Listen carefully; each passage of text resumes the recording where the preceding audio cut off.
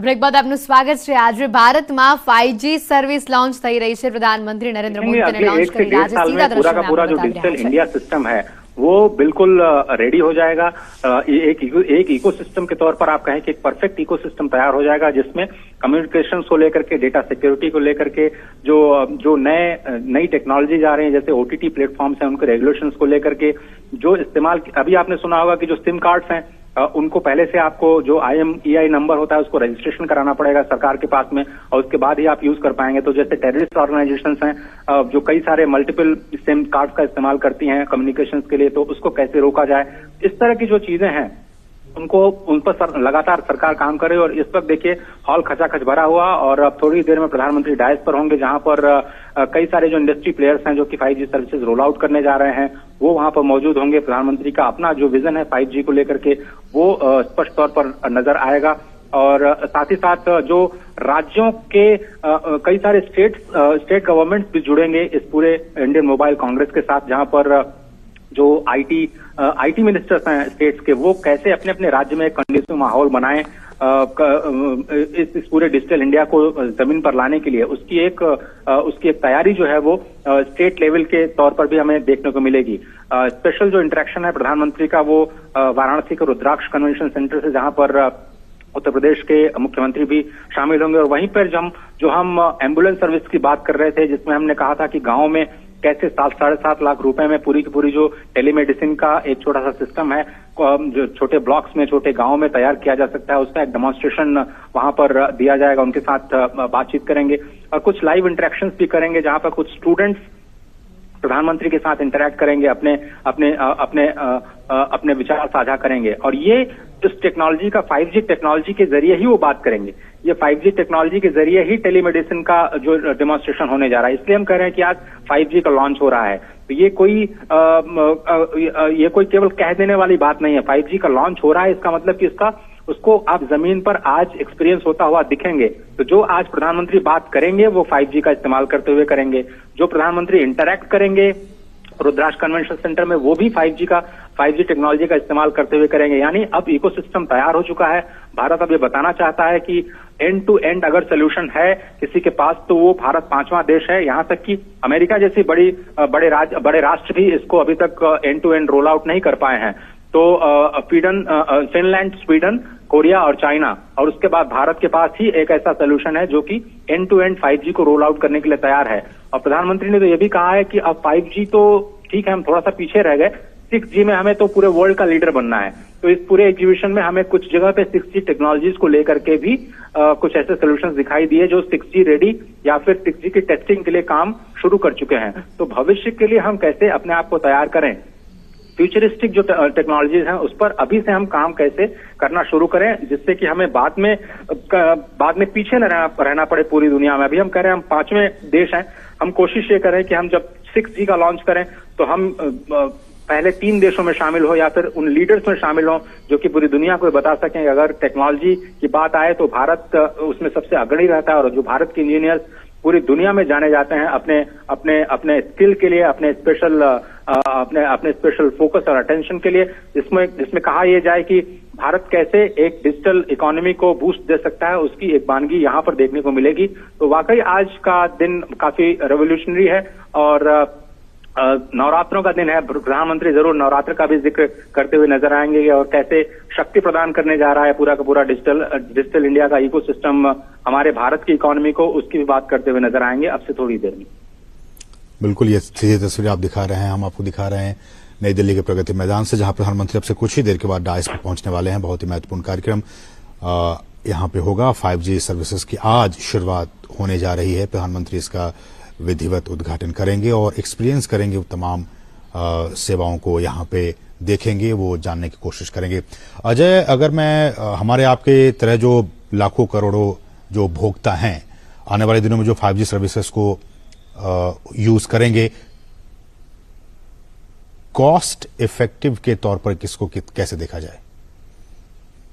Effective की अगर मैं बात करूं तो मैं केवल आपको उदाहरण के जरिए समझाना चाहूंगा कि कैसे हम 5G की बात कर रहे हैं कि कॉस्ट इफेक्टिव कैसे बनाया जाए। पूरी दुनिया में जितनी कॉस्टिंग है अभी 5G टेक्नोलॉजी को लेकर के, उससे कम 10 गुना कम कीमत में $100 की बजाय हम कैसे $10 में वो सोल्यूशन प्रोवाइड करें, यही कोशिश है। अगर मैं कहूं आपको कि ई लर्निंग के लिए हमारे और आपके बच्चों को जो लैपटॉप सोल्यूशन है वो 15,000 रुपए में मिलेगा आने वाले दिनों में, तो आपको थोड़ा सा अभी इस पर विश्वास नहीं होगा। लेकिन जैसा कि हमने देखा कि गुजरात में फॉक्सकॉन के साथ मिलकर के वेदांता ने रोल आउट किया सेमीकंडक्टर या सेमीकॉन जो पॉलिसी है उसको लेकर के, ये जो सरकार लगातार make in India, semiconductor policy, जो PLI प्रोडक्शन लिंक्ड इंसेंटिव्स है, उन पर एक साथ जो काम कर रही है उसका असर ही यही होगा कि हम कैसे कॉस्ट कम करें। तो उन्होंने, जो वेदांता के चेयरमैन, उन्होंने कहा कि जो 1 लाख के जो लैपटॉप्स हैं हम कोशिश कर रहे हैं कि हम दुनिया को 50,000 में बना के दें।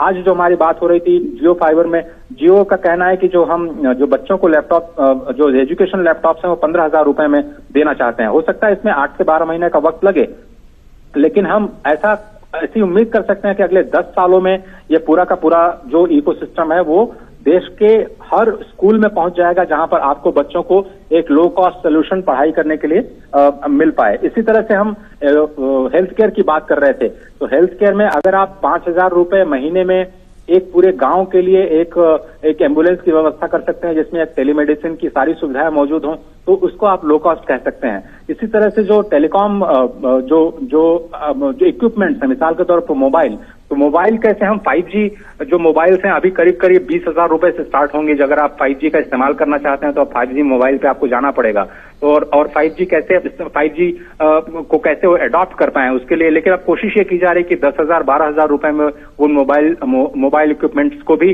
बाजार में लाया जाए जो कि 5G का इस्तेमाल कर पाए। तो हार्डवेयर साइड में, सॉफ्टवेयर साइड में कैसे दोनों को एक साथ उस पर टेक्नोलॉजिकल एडवांसमेंट किया जाए, उसकी कोशिश की जा रही है। तो लो कॉस्ट जो सॉल्यूशंस हैं वो भारत जरूर लेकर के आएगा, ऐसा डेमोन्स्ट्रेट किया जा रहा है और ये कोशिश भी की जा रही है, प्रोजेक्ट भी किया जा रहा है कि कैसे हम टेक्नोलॉजीज पे काम कर रहे हैं। स्टार्टअप्स इसमें बहुत बड़ी भूमिका निभाने जा रहे हैं, क्योंकि बहुत सारे स्टार्टअप्स अपने सॉल्यूशंस लेकर के आए हैं जो कि बड़ी कंपनियों के साथ काम करने का मादा रखते हैं, लेकिन वो जानबूझ करके अभी वो इंडिजिनस टेक्नोलॉजी पे काम कर रहे हैं जिससे कि वो एक डिसरप्शन ला पाए। और टेक्नोलॉजिकल डिसरप्शंस आप जानते हैं कि किस तरह से अचानक से एक नई टेक्नोलॉजी आती है और पुराने टेक्नोलॉजी को ऐसे रिप्लेस कर देती है जैसे कि वो उसकी अब कोई जरूरत ही नहीं है या फिर वो एकदम रिडंडेंट हो चुकी है या बेकार हो चुकी है। तो इस तरह के जो स्टार्टअप सॉल्यूशंस हैं वो अपने आप में एक बड़ी उम्मीद की किरण है भारत के लिए। और हमने देखा कि जो यूनिकॉर्न है उसमें जो आईटी टेक्नोलॉजी बेस्ड जो यूनिकॉर्न्स हैं वो काफी ज्यादा बड़ी संख्या में है। फाइनेंशियल टेक्नोलॉजी में जो फिनटेक सॉल्यूशंस है उसमें आईटी का इस्तेमाल काफी इंपॉर्टेंट तरीके से किया जा रहा है। रिमोट एरियाज में, जहां पर जो हिल एरियाज हैं या फिर जो नॉर्थ ईस्ट के एरिया है या फिर जहां पर अंडमान निकोबार जैसी जगह पर जहां पर बहुत ज्यादा नेटवर्क की समस्या मिलती है, तो कैसे 5G जो इक्विपमेंट्स हैं, ब्रॉडबैंड इक्विपमेंट्स हैं, उनके जरिए कैसे हम सस्ता इंटरनेट सेवाएं उपलब्ध करा पाएं, उसकी कोशिश की जा रही है। बहुत सारे टेक्नोलॉजीज ऐसे हैं जो कि जहां पे 5G रेडी तो है, अगर 5G नहीं हुआ तो वो LTE पे काम कर सकते हैं, वो 3G पे काम कर सकते हैं, वो 2G और 1G पे भी काम कर सकते हैं। तो इस तरह की जो टेक्नोलॉजीज हैं उनको डेमोन्स्ट्रेट किया गया है यहाँ पे कि कैसे एक इंटीग्रेटेड टेक्नोलॉजी सोल्यूशन दिया जाए कि वो 5G रेडी भी हो, और अगर मान लीजिए किसी रिमोट एरिया में 5G की सुविधाएं पहुंचने में अभी थोड़ी देर हो रही है तो वहां पर कैसे जो एग्जिस्टिंग टेक्नोलॉजीज हैं उसके साथ में काम करते हुए जो वाईफाई और जो ब्रॉडबैंड कनेक्शंस हैं वो दे पाएं। और जिस तरह से हम देख रहे हैं कि जो सरकार का एक बड़ा फोकस है भारत नेट को लेकर के, इसमें 2.5 लाख ग्राम पंचायतों को फाइबर नेटवर्क से जोड़ा जाना है जिससे डिजिटल सेवाएं मिलने की कोशिश की जा रही है। तो जो CSCs हैं, जो कॉमन सर्विस सेंटर्स हैं, उनको कैसे डिजिटली इक्विप किया जाए, कैसे हम लो कॉस्ट सोल्यूशन दे करके CSCs को और ज्यादा बेहतर बना सकते हैं और ज्यादा सशक्त बना सकते हैं, उसकी कोशिश की जा रही है। उसको लेकर के स्टार्टअप्स बहुत काम कर रहे हैं। कुछ ऐसे इक्विपमेंट्स होते हैं टेलीकॉम इंडस्ट्री में जो कि सुरक्षा के लिहाज से बहुत इंपॉर्टेंट होते हैं, जिसमें डेटा लीकेज का खतरा होता है, जिसमें कुछ ऐसी स्ट्रैटेजिक इंफॉर्मेशन होती हैं जिसको कि सीक्रेट रखना बहुत इंपॉर्टेंट है। जैसे DRDO में इस्तेमाल करते हैं हम लोग, इसरो में इस्तेमाल करते हैं या फिर डिफेंस और रेलवेज में इस्तेमाल करते हैं। तो स्टार्टअप्स को भी इस तरह से इंकरेजमेंट किया जा रहा है कि आप ऐसे सॉल्यूशंस लेकर के आए जो कि स्ट्रैटेजिक इंपॉर्टेंस के हों और उसमें एक्सक्लूसिविटी, जिसको कहा जाए कि उसमें एक्सपर्टीज कुछ ही कंपनीज की हो, ऐसी भी कंपनियों के लिए एक नया इकोसिस्टम तैयार करने की कोशिश की जा रही है जिनको गवर्नमेंट सपोर्ट करे। तो एक तरह के एक नया माहौल हम यहाँ पर महसूस कर पा रहे हैं जिसमें कि ऐसा लग रहा है कि जो जमीन है, जो अभी शुरुआत हो रही है, तो आज से 10 साल बाद ये पूरी की पूरी जो तस्वीर है वो बदल के रख देगी। और इसमें कोई शक नहीं, अगर ये कहा जाए कि अगर ये चीजें जमीन पर उतरेंगी तो इसमें एक रिवोल्यूशनरी चेंज जरूर आएगा लोगों के जीने के तरीके में, और इतना आसान हो जाएगा सब कुछ करना कि अभी जिस चीज पर आप यकीन नहीं करते वो चीजें आपको अपने जीवन में उतरते हुए दिखाई देंगी। बिल्कुल, बहुत ही अच्छे से और विस्तार से हमें समझा रहे हैं अजय कि किस तरह से 5G सर्विसेज का यूज आने वाले दिनों में हम अपने जीवन में, अपनी जिंदगी में आमूलचूल बदलाव देख सकते हैं, खासकर सर्विसेज को लेकर, स्पीड को लेकर, IoT को लेकर, डेटा को लेकर, ये तमाम चीजें।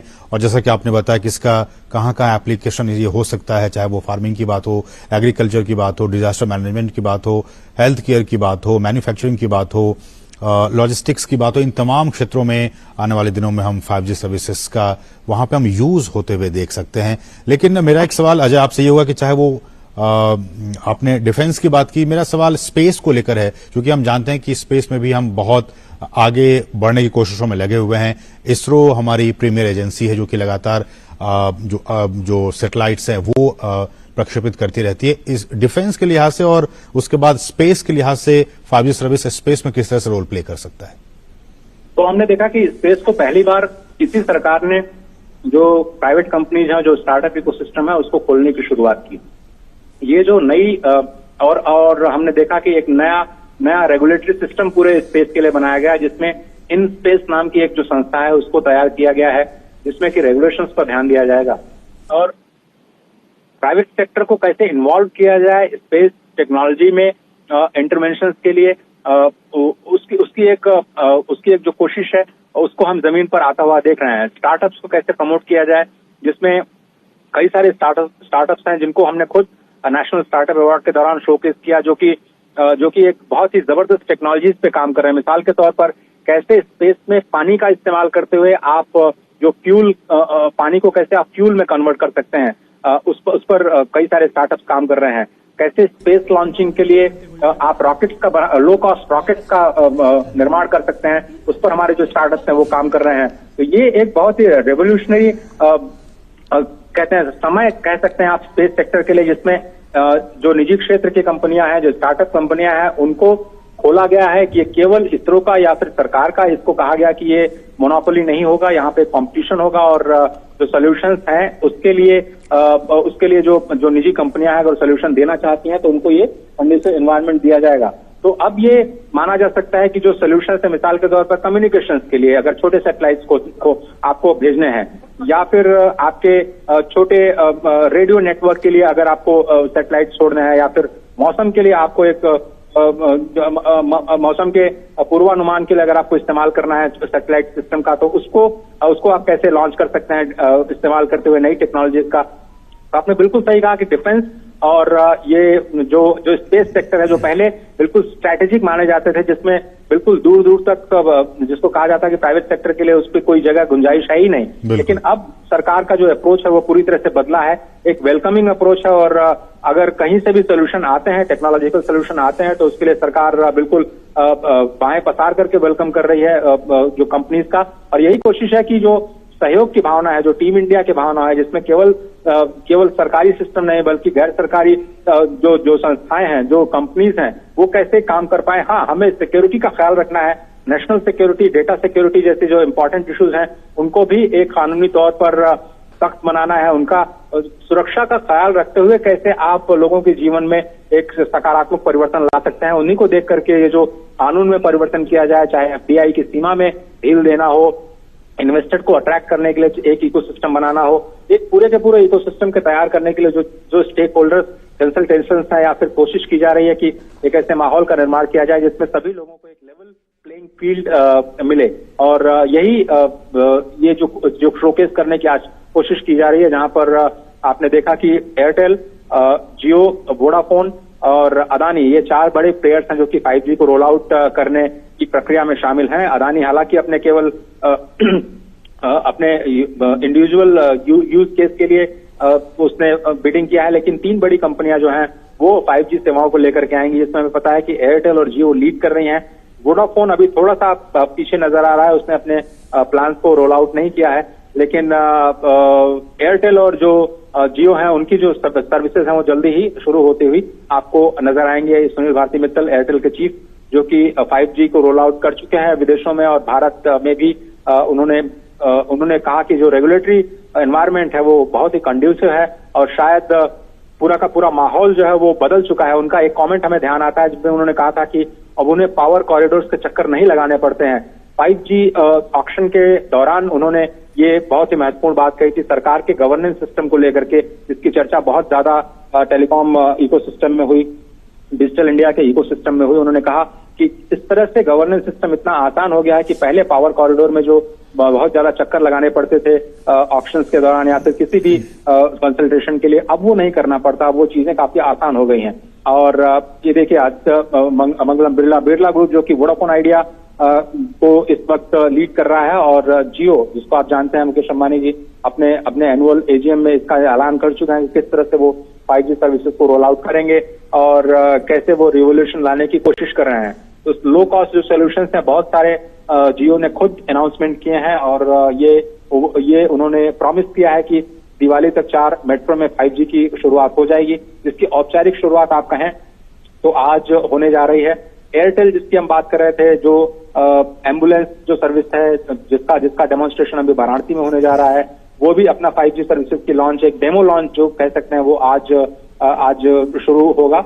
और आने वाले दिनों में ऐसा कहा जा सकता है कि कंपटीशन की वजह से, जैसा कि हमने देखा कि पूरी दुनिया में अभी भी जो डेटा के जो चार्जेस हैं, जो डेटा सर्विसेज की जो कीमत है वो पूरी दुनिया में सबसे कम है। अगर मैं आपको और आसान कर पाऊं तो एक GB डेटा की जो कीमत है भारत में 17 रुपए से भी कम है ऑन एन एवरेज अगर हम देखें। और आप 11 GB का इस्तेमाल पर मंथ हर एक यूजर कर रहा है। इंटरनेट यूजर्स की संख्या बहुत बड़ी है डिजिटल इंडिया को लेकर के।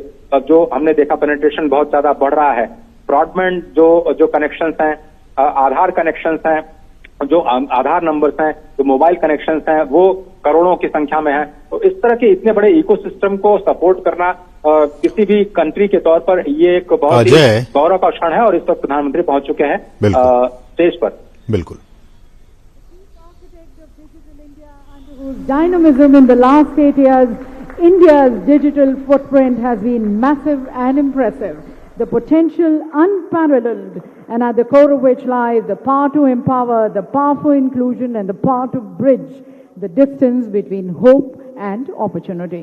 We thank Honorable Prime Minister, sir, for fueling in this growth and mindset, and we thank him for leading us in the India Mobile Congress 2022. Honorable Prime Minister, sir, with the dignitaries on the dais and of the dais, excellencies, ladies and gentlemen, a very hearty welcome to each one of you in the inaugural session of Asia's largest technology festival. And this morning, ladies and gentlemen, marks the dawn of a new era for the 5G services just about to kickstart in the country, wheeling in a new age, fast-track technology revolution, giving a greater impetus and thrust to the Atmanirbhar digital transformation. And as the Honorable Prime Minister in his 75th Independence Day speech had mentioned, the wait for 5G is over. India's decade for humanity is here. So ladies and gentlemen, we are all ready to embrace it and embark on this transformative journey. और इस यात्रा का आगाज करते हैं और उसके लिए मैं सबसे पहले निवेदन करती हूं हमारे माननीय केंद्रीय संचार राज्य मंत्री श्री देवू सिंह चौहान जी को आमंत्रित हैं उनके स्वागत संदेश के लिए।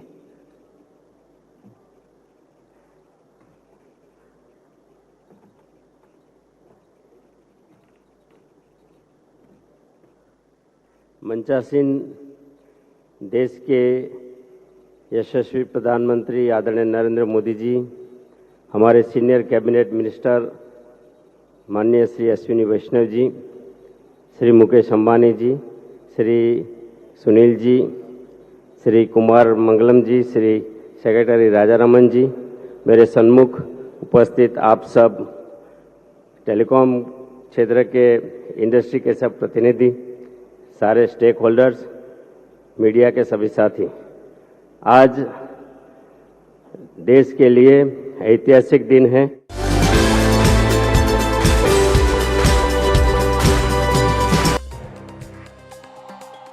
અમદાવાદના